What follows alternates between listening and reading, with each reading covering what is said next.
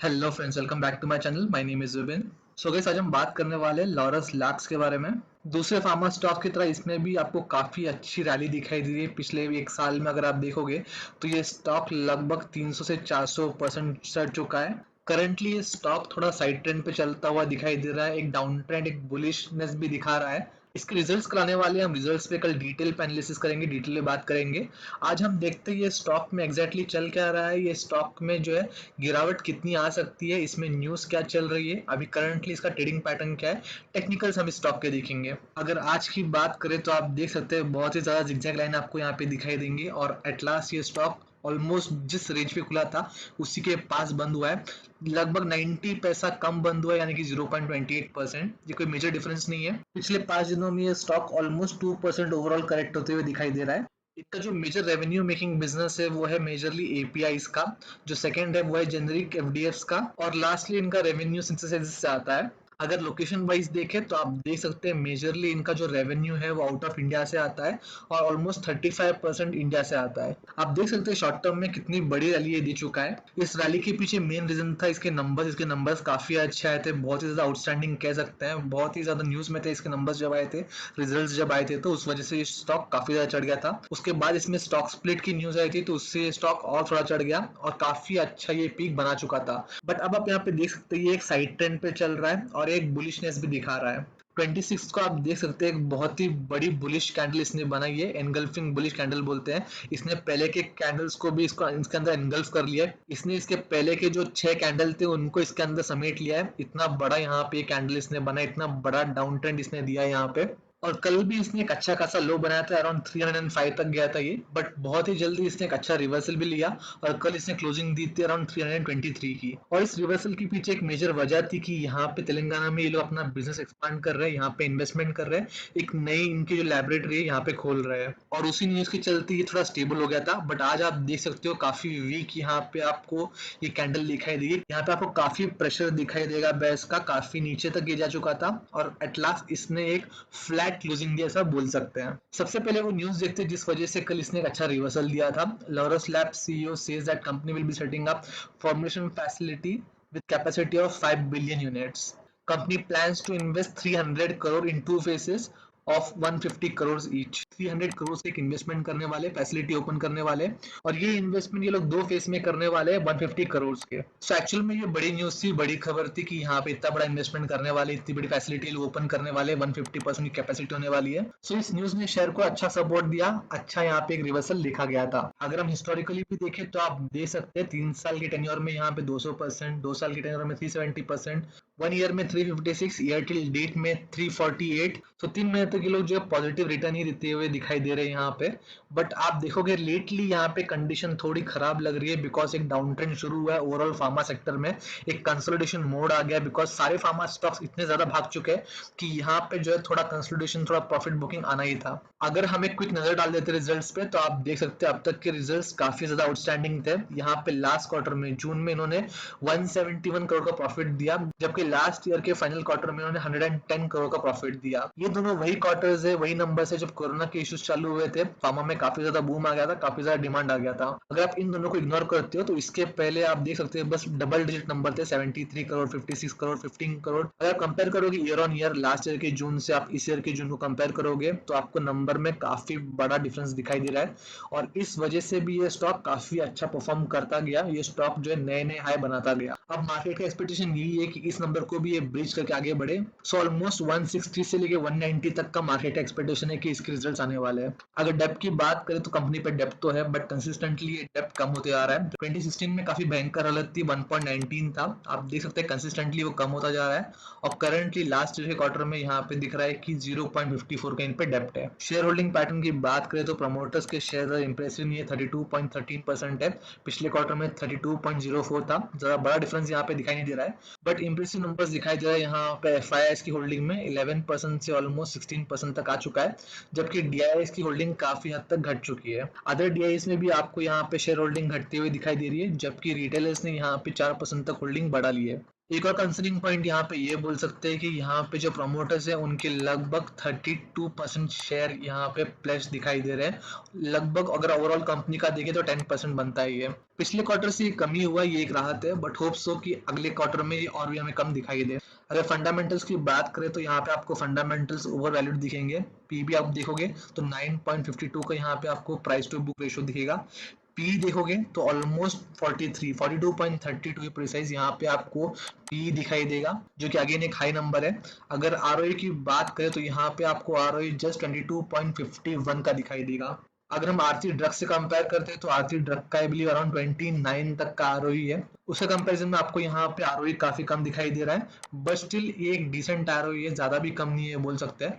But other factors इसके साथ नहीं है, इसके वैल्यूएशन थोड़े हाई चले गए हैं। ऑब्वियसली इसने एक छोटे टर्म में अच्छी रैली दी थी तो इसके वैल्यूएशन ऑटोमेटिकली ऊपर चले गए हैं। मेन क्वेश्चन पे जाने से पहले कि यहाँ पे इन्वेस्टमेंट करना चाहिए या नहीं, करेक्शन आ चुका है तो यहाँ पे इन्वेस्टमेंट करने का सही टाइम होगा या नहीं, उससे पहले हम देखते हैं कि यहाँ पे डाउ की क्या हालत है। यहाँ पे आपके सामने डाउ फ्यूचर्स आप देख सकते हैं, अराउंड 2.24% डाउन है। S&P अराउंड 2% तक डाउन है। नास्डैक भी अराउंड 1.5% तक डाउन जा रहा है।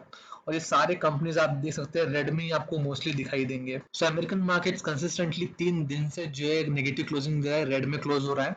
निफ्टी पे भी हमने उसका आज इम्पैक्ट देखा था और उस वजह से ओवरऑल फार्मा, ऑटो, आईटी सब में आपको करेक्शन दिखाई दे रहा है। खास करके ऐसे सेक्टर जो रिसेंटली अच्छे खासे भागे थे, ऐसे स्टॉक्स जिन्होंने अच्छी रैली दी थी, उन पे एक मेजर आपको यहाँ पे प्रॉफिट बुकिंग दिखाई दे रही है। और यहाँ पे भी यही हो रहा है, काफी ज्यादा प्रॉफिट बुकिंग आपको यहाँ पे दिखाई दे रही है। अगर हम इसका आरएसआई चार्ट देखें तो आरएसआई करंटली इसका चल रहा है अराउंड 58 के जोन में।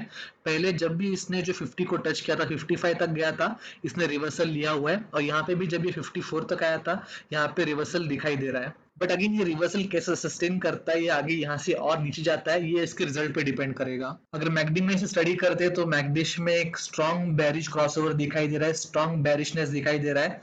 बिकॉज अगर आप यहाँ पे हिस्टोग्राम की लाइन देखोगे तो करंटली ये बड़ी बड़ी होते जा रही है, आज और बड़ी हुई है। तो यहाँ पे आपको कंसिस्टेंटली एक बेरिशनेस दिखाई दे रहा है, एक डाउन ट्रेंड दिखाई दे रहा है। अगर बॉलिंजर बैंड की बात करें तो बॉलिंजर बैंड में एक तरह का स्क्वीज आ गया है, एक ही रेंज में क्योंकि ये ट्रेड करते जा रहा है तो यहाँ पे बैंड में एक स्क्वीज बन गया है। सो जैसे कि मैंने पहले के वीडियोस में डिस्कस किया कि जब भी ऐसा स्क्वीज बनता है तो स्टॉक एक तो इसे फाड़ के एकदम ऊपर की तरफ जाता है या फिर एकदम ही नीचे की तरफ यहाँ पटक जाता है। इसके कैंडल्स जो है कंसिस्टेंटली मिडिल लाइन की तरफ बढ़ रहे थे और आज इसने जो मिडिल लाइन को भी काट दिया ऑलमोस्ट, बट जब क्लोजिंग हुई थी तो ये मिडिल लाइन के ऊपर क्लोज हुआ है। ओवरऑल इंटरनेशनल मार्केट्स वीक है तो यहाँ पे भी आपको अच्छा खासा करेक्शन दिखाई दे ही रहा है।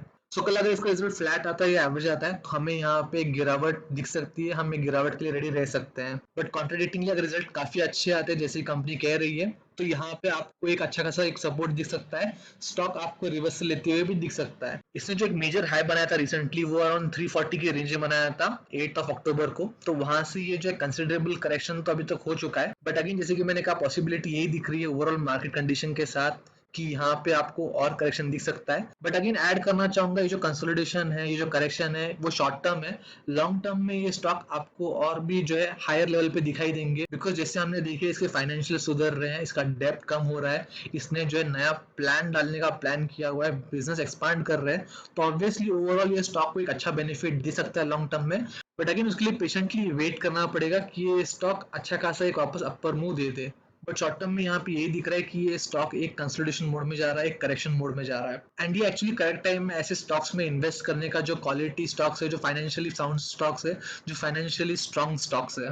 बट अगेन आपको जो है स्ट्रेटेजिकली आप इन्वेस्ट करना पड़ेगा, एक साथ आप बड़ा अमाउंट मत लगाइएगा। जैसे कि काफी लोग कहते हैं कि मेरे पास 1 लाख है, मेरे पास 10 लाख है, मैं कौन सा स्टॉक खरीदूं, कौन सा स्टॉक अच्छा होगा, दो चार ऑप्शन देते हैं, बोलते हैं इसमें से मैं कौन सा स्टॉक में इतना पैसा लगाऊं, जो कि बहुत गलत है। बिकॉज कभी भी आपको कितना भी अच्छा स्टॉक हो, ब्लू चिप स्टॉक क्यों ना हो, एक साथ कभी भी किसी स्टॉक में पैसे लगाने नहीं है। आपको हमेशा जो है आपको एसआईपी मोड में पैसे लगाने हैं, जैसे जैसे डाउनफॉल आता है वैसे वैसे आप यहाँ पे जो है बाइंग कर सकते हैं। सो समझिए किसी को यहाँ पे 10,000 लगाए हैं तो 1,000 से स्टार्ट कर सकता है, पहला 1,000 ये इसके पहले डाउनफॉल पे लगा सकता है, दूसरा अगर उसके नीचे और जाता है तो ऐसे करते करते 5 से 10 बारी में यहाँ पे आप इन्वेस्टमेंट कीजिएगा। उससे आपका एक तो प्राइस एवरेज हो जाएगा और साथ ही साथ जब भी स्टॉक में एक रिवर्सल आता है या फिर जब भी ये स्टॉक वापस अप ट्रेंड शुरू करता है, ये सारे सिचुएशन के शांत होने के बाद, सारे निफ्टी इंडेक्स सब शांत होने के बाद जब भी वापस ये अप मूव लेता है तो आपको जो है एक जल्दी बेनिफिट मिल सकता है। सो अगर समराइज करूँ तो मेन पिक्चर हमें कल दिखेगा इसके रिजल्ट्स के बाद। इसके रिजल्ट अच्छे आने वाले हैं, मार्केट एक्सपेक्टेशन है, तो देखते हैं कितना खरा होता है इसके एक्सपेक्टेशन पे ये।